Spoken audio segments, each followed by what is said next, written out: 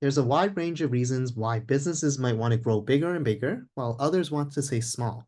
In this video, I'll briefly go through some of the reasons why businesses want to grow or stay small. So let's get to it. This is our third video out of our four-part video series for topic 1.5 on growth and revolution. As you can see, this topic can be tested all the way up to the AO3 level, which means that it could be tested as a 10-marker essay, okay, or part of the 17-marker essay for the higher level students in paper 3, okay, in the IB final assessment. So if you're wondering what these assessment objectives mean, okay, you can check out the exam skills video on Diplomi website. So let's get to the content. So what are some of the reasons behind why businesses want to grow or stay small? We have listed a couple of these reasons that you can use as a starting point when thinking about, let's say you are encountered with an essay 10-mark question asking you why a particular business wants to grow bigger and bigger, okay? Now, of course, because this is an AO3, content, it also means that the IB or your teacher can assess you on this topic as an AO2 question, meaning that they can ask you to explain the reasons for why the business in the case study wants to grow or why they want to stay small. Okay, so on the left-hand side, we have these four different reasons why the business might want to grow. Okay, so the first reason is because of economies of scale. So if you might remember from our first part video for topic 1.5, we talked about the differences between economies and diseconomies of scale. As larger businesses grow bigger and bigger, what they enjoy is they enjoy many different types of economies of scale, okay? That eventually leads to the average cost falling as the scale of the business increases or the production level increases. So some of these economies of scales include purchasing economies of scale, managerial, financial, specialization, okay, marketing, just to name a few. So all of these are reasons or types of economies of scale why a business will want to grow, because they know that by growing, there are some cost advantages that they can take advantage of, which a smaller business would not be able to do, okay? And if average cost falls, then that means that their profit margins could then be improved and increased, which is good news for the business, because if the profit margin is able to improve, then that means that they are able to have more money in the bottom of their final account. So their profit and loss account, okay, their retained profits would then be a lot higher. Okay, and if it is a publicly held company where they have to make sure that their shareholders are satisfied and they bring shareholder returns and value, then this is even more important, okay, for a business to consider in terms of growth.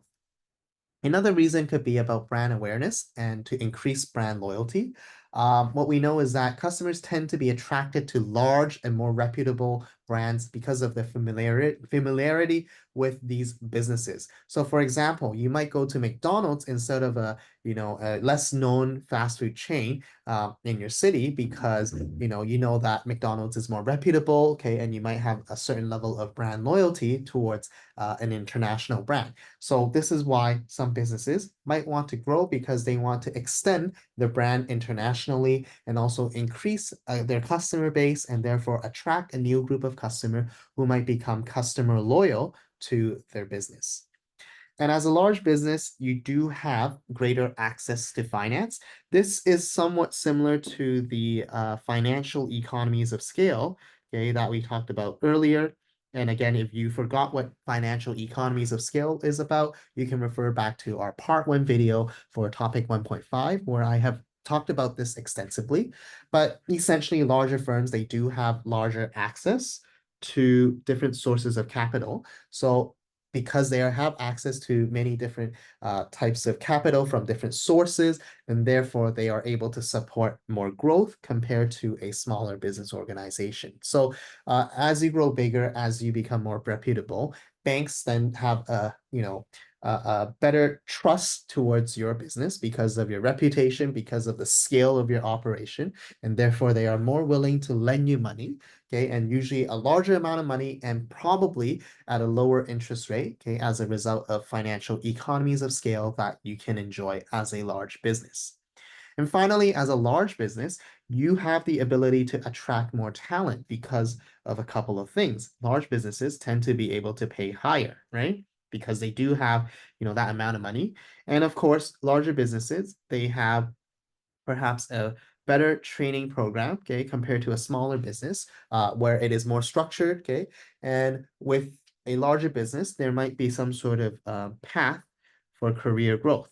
So some employees or potential employees, right? Candidates, they might be attracted because of these, offerings from a large business, and therefore they might want to apply more to a large business rather than a small business. So from a large business's perspective, they're able to attract and retain talent and also offer better compensation packages. So again, back to the pay aspect that I talked about earlier.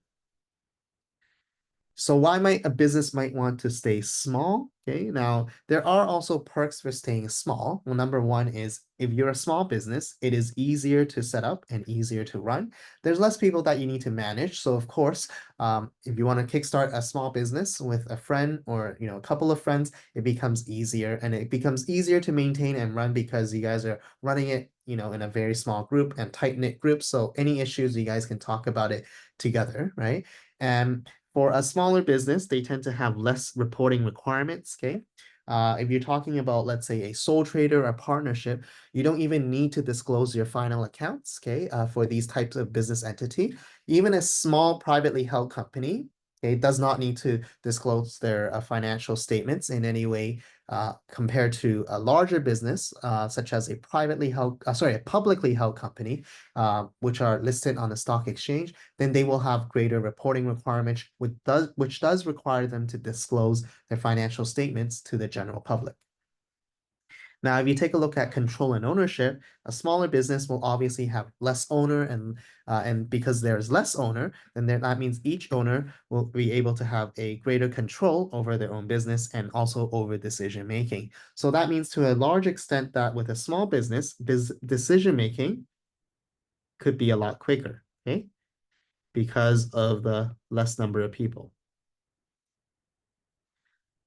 A very important part here with a small business, which some large businesses might not be achieved, is a smaller business might be able to build the bond and a relationship to understand their customers' needs and wants. So that's why you see sometimes customers, they would prefer smaller companies, smaller shops compared to large multinational or national chains, because they know that the smaller branch is willing to go above and beyond to understand their needs and wants. So as a result, smaller businesses actually might have the time to develop that and cultivate that relationship with its customer, which could go a long way because one happy customer could then lead to greater word of mouth, okay, which then could attract more businesses, right? So more customers. So again, relationship with customers is a little bit more feasible with a small business organization because you have that personal level that you can connect with, with your customers, right? The owner or the, few employees are able to connect to the customers more directly. Whereas if you think about a larger business, how often would the CEO or like the chief marketing officer go to the branch and connect with the customers, right? You wouldn't see, for example, Tim Cook's, Apple CEO going to, one of the Apple store, right, to greet its customer and understand their needs and wants, right? It's very rare, okay, for these high-level senior management people to go into the store. Therefore, the relationship that they're able to build with a customer might not be as much as a small business organization. And extending to that point that I just talked about with relationship with the customer is targeted focus. So a small business, because they understand the needs and wants of their customers, then they're able to effectively target a smaller niche without attracting larger competitors. And because they're able to attract smaller niche, sometimes they might be able to exercise premium pricing. So meaning that they're able to charge a higher price because of that small niche or small group of people that they serve. Okay. But just a very common misconception is that niche doesn't mean that by default, the pricing is going to be high for these people. Niche is just a small group. You might have niche markets where the pricing method is still relatively reasonable. So it's not necessarily to fair to equate that niche market equates high premium pricing, because that's not necessarily the case. Okay. So a top examiner tip here is that there is no correct answer, okay, whether or not the business should grow or to stay small. So when you're thinking about the case study, when you're reading the case study in the exam, just make sure that you really consider the context of the case study. Look at the objectives, okay? What are they really trying to do, okay? Look at, some of their drawbacks that the business is encountering. What kind of existing problems do they have? If you see that one of the existing problems that was mentioned is customer feel that there's a certain level of disconnect, or they're not being understood by the business, then that might signify that the business might be too big, and perhaps it would be better for them to stay smaller, so then they can cultivate that relationship with the customer, and therefore to rebuild that customer loyalty, okay, that they might have missed. So context of the case study is quite important, okay, when you're thinking about whether or not the business should choose to grow choose to grow or choose to stay small. All right. So on this slide, you'll see that we have 3 ways in which this topic can be asked in your assessment at school or on the IB final exam. Feel free to pause the video and have a go at these questions yourself. And if you're unfamiliar on how to answer these questions with the right structure, do check out the exam skills videos and exemplar responses on the Diplomly website. As a free account user, if you sign up with us, you do have access to some of these exam skill videos and also some of these practice cases with full exemplar response. So do take advantage of those. And hopefully this can help you structure your response for these questions to achieve the highest possible score in your school assessment and the IB final exam. And as you're reviewing this topic, we do recommend you to use these 4 steps to help you with your study routine.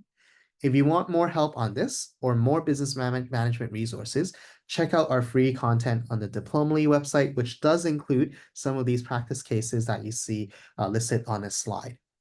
And finally, if we can be of any help, please do get in touch with us. Our email is info@diplomly.org, and we hope to see you next time.